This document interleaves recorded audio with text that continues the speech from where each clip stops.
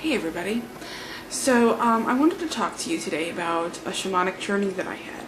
Today I helped teach a class on mythological creatures, and the last part was done by a good friend of mine who's Joan Forest Mage. She does some really good shamanic work. She also likes my cake. It's another story altogether. She won a cake that I made that I auctioned off, and she told me how good it was. Anyway, I do make some good cake. Today, the last part of the class, we did a shamanic journey to find power animals or clan animals or helper animals. Well, the way that she explained it is there's 3 classifications of spiritual animals within shamanic work. The first would be your power animal, which is like your animal that stays by you and is your kind of main protectorate and, you know, protects you, warns you, and does all those things for you. The second would be a clan animal, which is what joins you with other people. Some trait that you have that connects you with other people that have that same trait, which is an animal-like trait. Like there's the horse clan and the owl clan and so forth and so on. And then there's helper animals that aren't your regular power animal but come in for specific reasons. And today I had a shamanic journey dealing with a helper animal. Now my power animal is, you know, last April we did a shamanic journey and I found my power animal to be an owl, which is really cool because I'm also, you know, I also have a very big fondness for Athena in my workings. So being that Athena has an owl and then that kind of connects with my Native American side too, I thought it was really cool that you know, that I was able to connect with the owl as my spirit animal as well. So, but when I went into this journey, and the way that she has it is it's like a 3 different part journey, okay? And she will do some drumming, and she actually drums the rhythm, the theta rhythm, for brainwaves. Now, the way that she described it, shamans have been drumming this same rhythm for thousands and thousands of years, way before we understood that this was the same rhythm as the brainwaves. I thought it was really cool. It reminded me of like the Vedic sages that understood what the sound of the earth was before we were actually able to calibrate that. And it just kind of reinforced that idea that, you know, even though we don't have all the answers right now, we need to keep searching for them. So I thought that was really cool. So she's drumming this, what I can call the theta rhythm, on her shamanic drum. And we're going into this trance-like state. She turns the lights down, we're laying on the floor. It was just a small group of us. And we start to go into trance state. And the way that you kind of go into the other world within this shamanic journey is by going through a tunnel. Now, not everybody's tunnel is the same. The other people that shared with us shared different experiences. One person went, she said when she was little, she used to have this pool that she went to that was half inside and half outside, and you had to kind of like go underwater to get to the outside part. And so she imagined herself going out of water, coming up, and then she was in her otherworldly place. You know, for another person, which also had to deal with water, was her diving into water. And for me, it was more of like, I can only explain it as like, you know, like a tunnel, or almost like a birthing canal. It looked like biological, but it was too dark to really tell. So I stepped in this hole, this tunnel, and went to, you know, like my otherworldly self. And then you're supposed to find your sacred space. Now, the last time that I did this, my sacred space was when we used to go camping up at this Native American reservation called Lac de Flambeau. I've talked about it a couple times in my videos. And Lac de Flambeau is a very sacred place, got great energy up there. If you ever want to do some great meditation next to a lake, great place to do that, especially in the summer. It's a little north in Wisconsin, so I wouldn't really suggest going up there much in the wintertime. But summertime, definitely great. Got some great restaurants and stuff like that too. Support your Native American community. But this time I was a little bit closer to home, and I ended up in Hideaway Park, which is right outside of Pearl City, Illinois. here in northwestern Illinois. Well, I'm not in northwestern Illinois. I'm right now in northeastern Illinois, but I'm from northwestern Illinois. And that's like my old stomping grounds. In fact, that's the park that my husband and I got married at. So of course I feel safe there. So I'm walking around this park, and I know every inch of this park. It's a big park, but I still know every inch of it. And I'm walking through, you can walk through this little wooded area, and there's like these little paths, and then you walk over this bridge, and then you just go up, and it's kind of like a little bit of a heave-ho to walk up there. And as you walk up there, there's a few park benches kind of like at the center of that second area up there.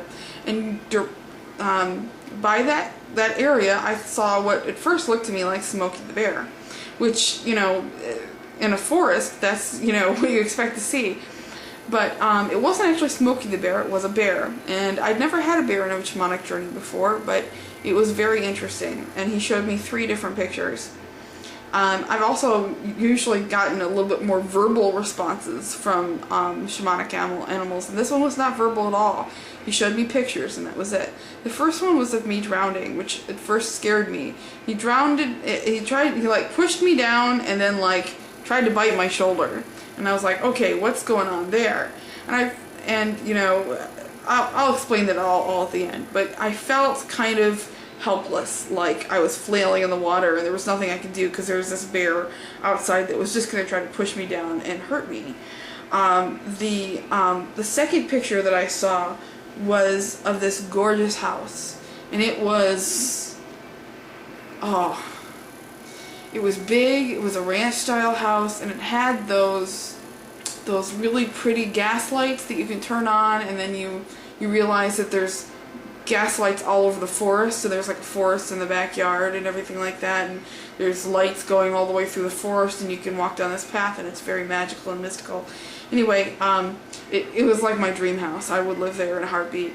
And there was no other real houses around, but there was other people at that house kind of having a good time and kind of enjoying just the atmosphere of being there and not feeling like they needed to leave or anything like that.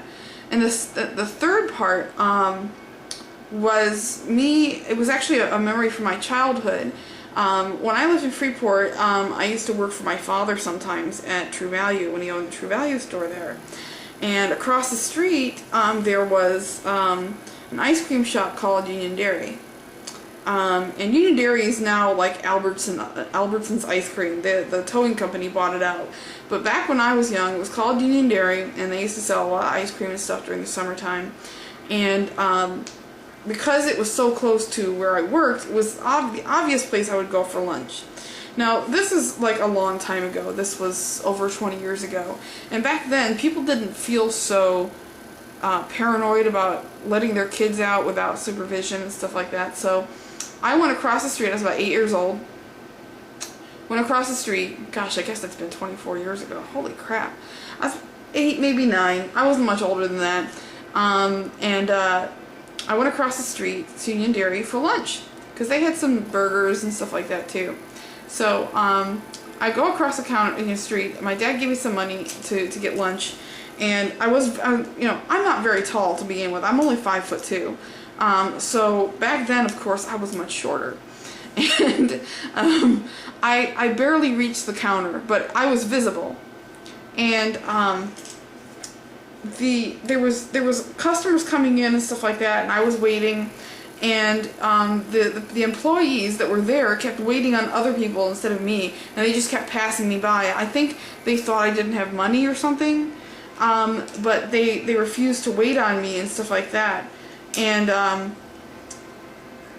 so I took up my whole lunch period just you know, just waiting to be served.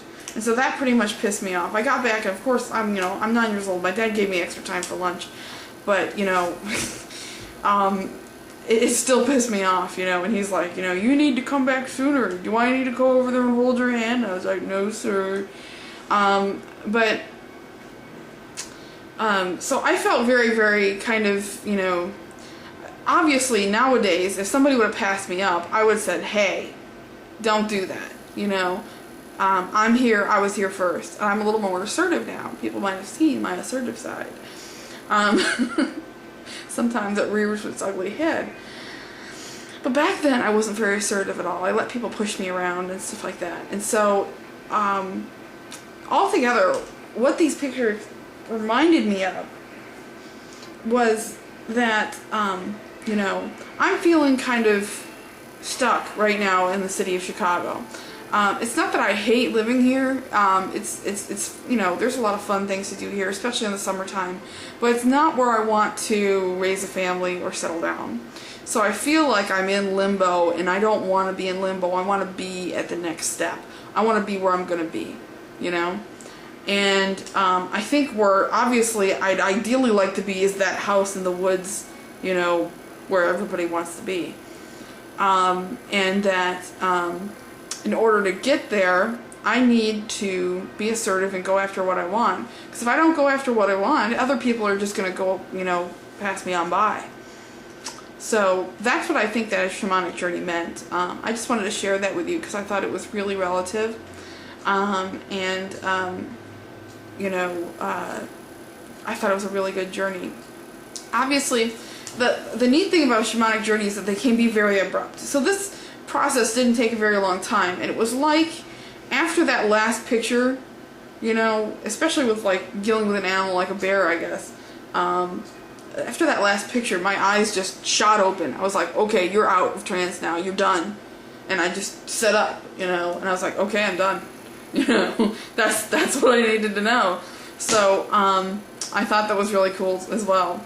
If you guys are interested in shamanic work or anything like that, you know, there's a lot of good books on the subject. The lady who led us through our trance work today, her name is Joan Forest Mage. You may have seen her. She's done an interview on MagickTV. I suggest to look that up. Maybe I'll try to find that for you and put it in the space. And also, she runs a sacred space called Life Force Arts Center here in the city of Chicago. The city of Chicago desperately needs places like Life Force Arts Center, but she doesn't get that much support. So even if you don't live in the city of Chicago and you'd like to help support some sacred spaces here, you know, or anywhere, drop her website a line. It's lifeforcearts.org. I think that's what it is. I'm going to post it in the description for you. Check out her website. You know, if you can give her a couple bucks, give her a couple bucks, or just drop her a line and say thank you for being there, because Joan Forest Mage is a real asset to our community. All right, guys, have a nice night and blessed be.